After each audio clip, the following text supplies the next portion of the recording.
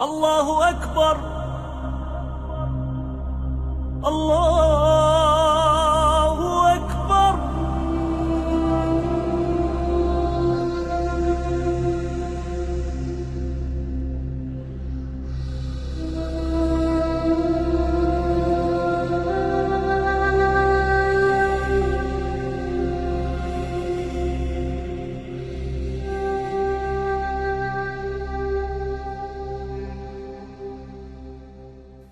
أعوذ بالله من الشيطان الرجيم. بسم الله الرحمن الرحيم. Hello my dear brothers and sisters. Assalamu alaikum wa rahmatullah.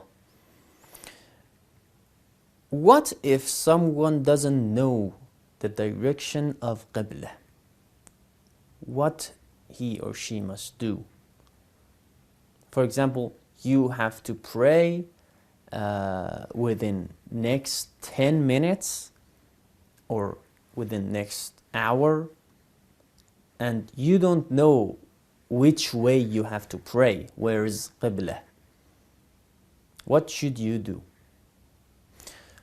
First of all, you have to try to find Qibla.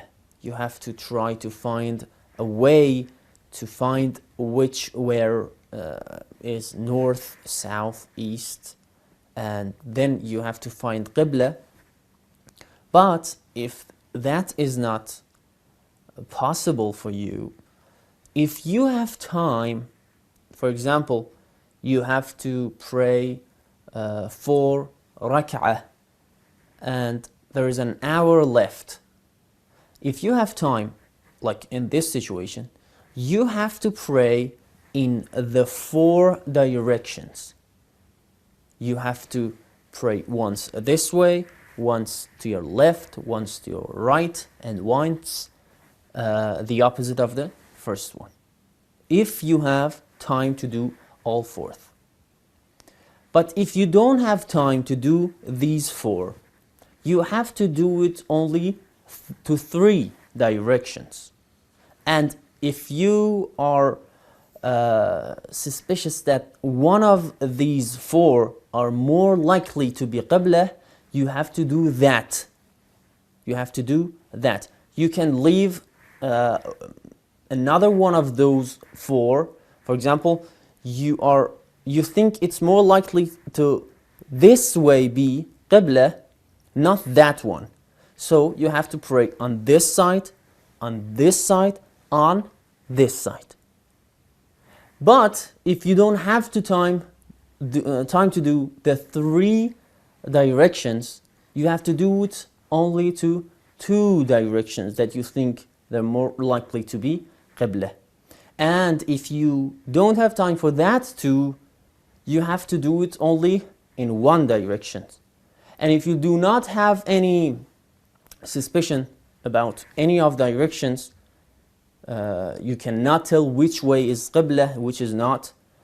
It's up to you. You have to choose 1 direction and pray in that direction. So, after the time pass and you got somewhere or you got some information, there's 4 possible situations about your previous prayer. First is that you find out you have prayed in the right direction. For example, you have prayed in 4 directions, and obviously one of them is the direction of Qibla. That is enough. You don't have to do anything more. Your prayer is correct.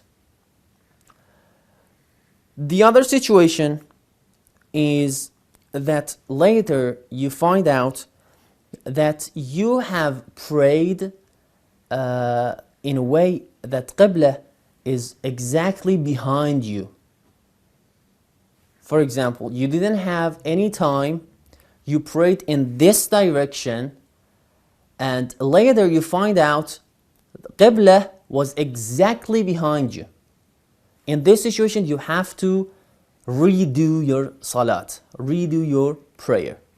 The third is that you find out Qibla was exactly left or right of the direction you prayed to.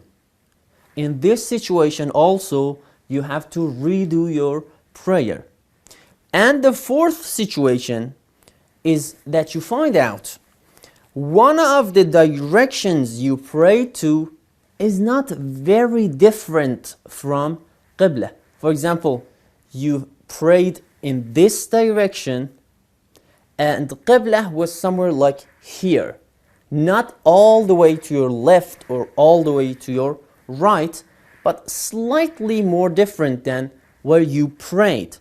In this situation, when the time of Salah has passed and you have done your Salat in the time, in this situation, because you are not very, you haven't prayed in very different direction from the direction you had to, this is okay and it's mujzi. It means that is enough of your Salat, of the prayer you had to pray.